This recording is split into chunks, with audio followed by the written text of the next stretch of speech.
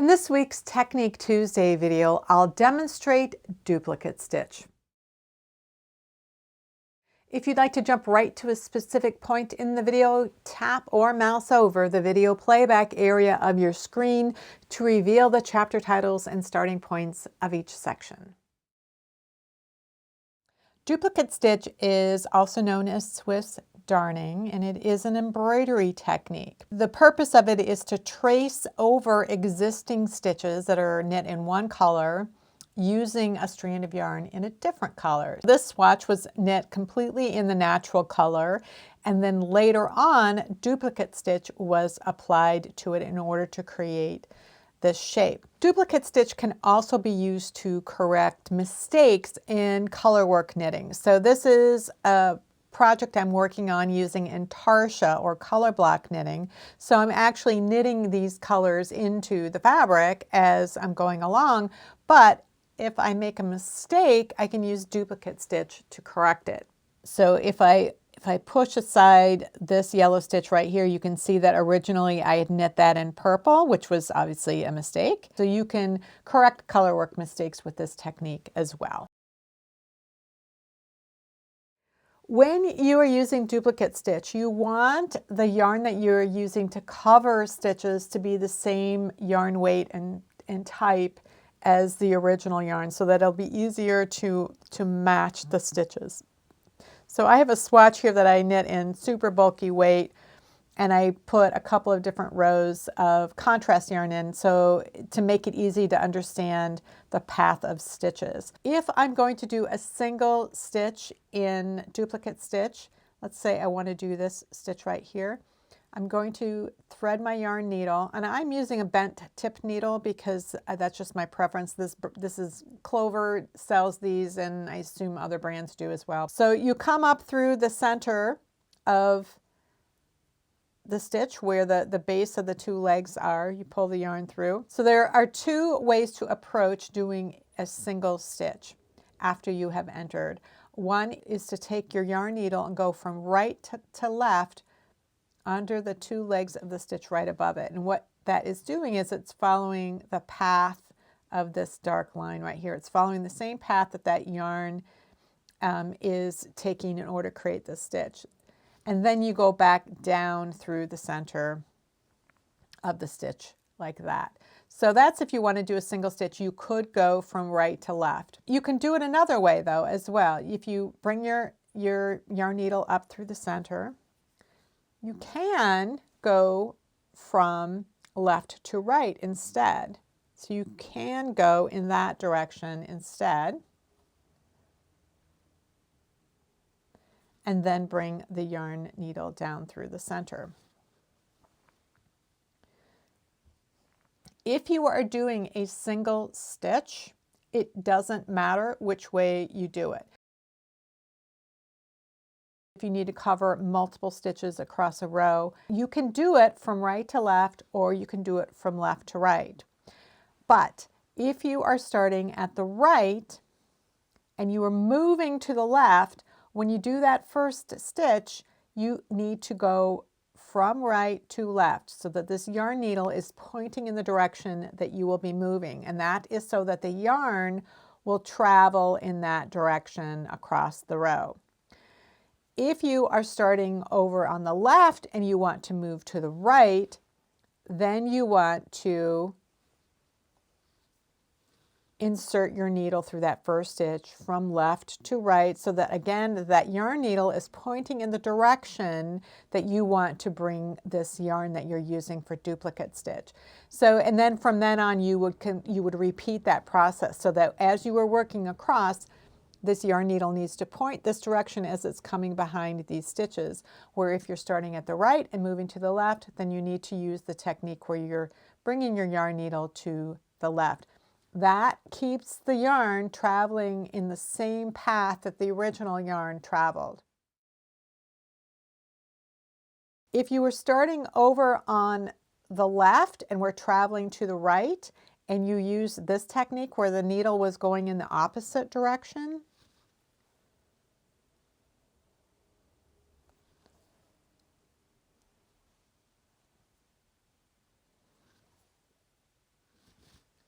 what ends up happening is that your stitches end up crossed at the base and they don't match the other stitches. So you're not going to end up with stitches that actually look the same as the others. So you need to make sure that as you're moving across the horizontal, your yarn needle is pointing in the direction that you are taking the yarn across that row.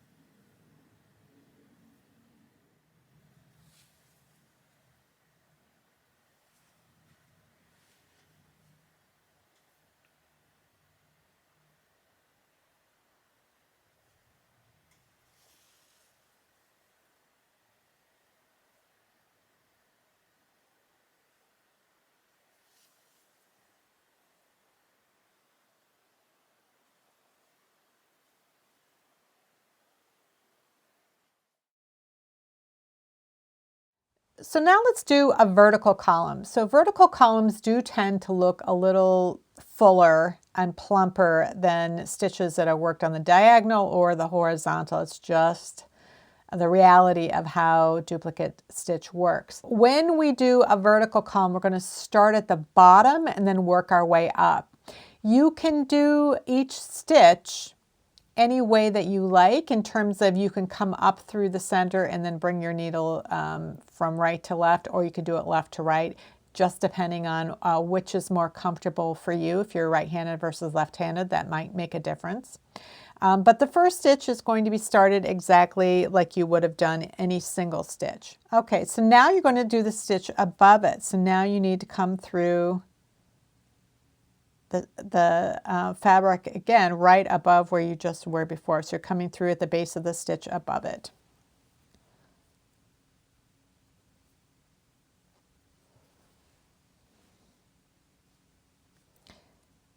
And then you go down through again.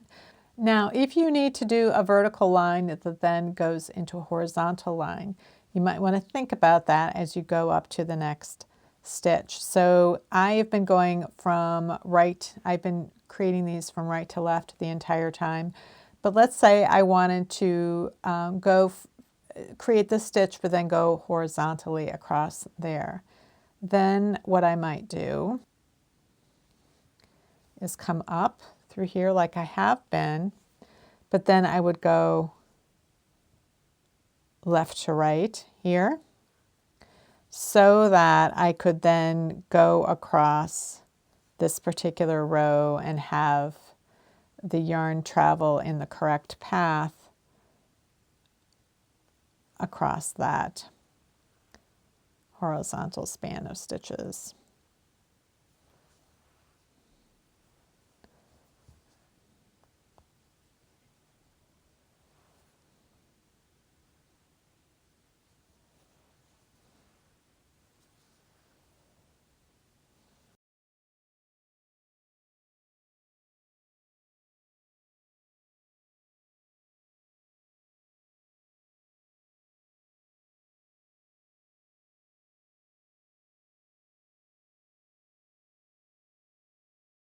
So right now I'm working across a horizontal span of stitches. I'm about to work my fifth stitch in this horizontal span. And what I want to do is create this little shape right here. So after I create my fifth stitch over here in the left, I want to create the next stitch, a row up and a stitch over. So I'm going to complete this fifth stitch. And now I want to do this stitch here. Now the problem is if I just move over to this stitch right here and start working this one right here, what I could end up with is something where it looks like that stitch is crossed because it's pulling that left leg underneath going to the right. So I want to avoid that kind of a situation. So right now on the back of the work, I have my yarn needle attached to the stitch that I just worked. If I look on the front, this is where I want my yarn needle to come up through the fabric.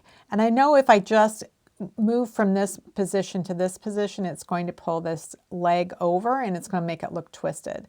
So let me just stick this DPN through here so we can look on the back side. So here's where the yarn is right now, and I don't want to take this direct path there. I need it to kind of take a U-turn like this.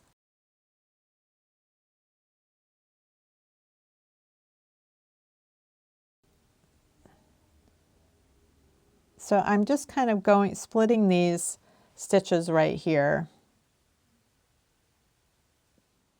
in order to give that yarn a chance to come around like this. Let's take this out. Now I'm going in this direction this time, so I want to bring my yarn needle under here.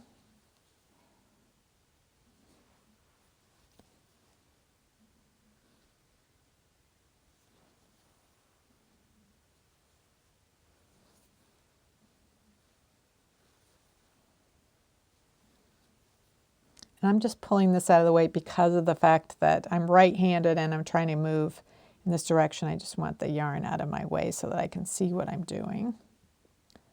So I've got my 2 stitches. So now I have the same situation where I just need to do 1 stitch right here, and I'll have the same situation where if I were to just go right over, it's going to kind of pull that leg underneath. So once again, here's where I want to come up. So I'm going to look on the back side.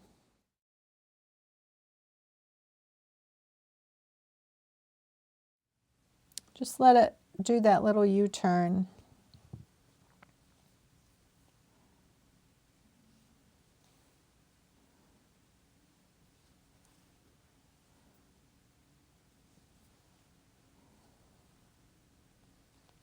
And then I can do my final stitch right there. In this video, I demonstrated how to use duplicate stitch to change the color of knitted stitches in finished fabric. If you're interested in other applications for this technique, I have a video on using duplicate stitch on the reverse side of the work to weave in yarn tails. And I have a video on using duplicate stitch to correct miscrossed cables. If you like this video, please give it a thumbs up. And if you're not already subscribed, please do so. If you have any comments or questions about today's video or suggestions for videos you'd like to see in the future, please leave those down in the comments below or join the discussion in my Ravelry group, Rox Rocks. Thanks for watching, and I'll see you next time.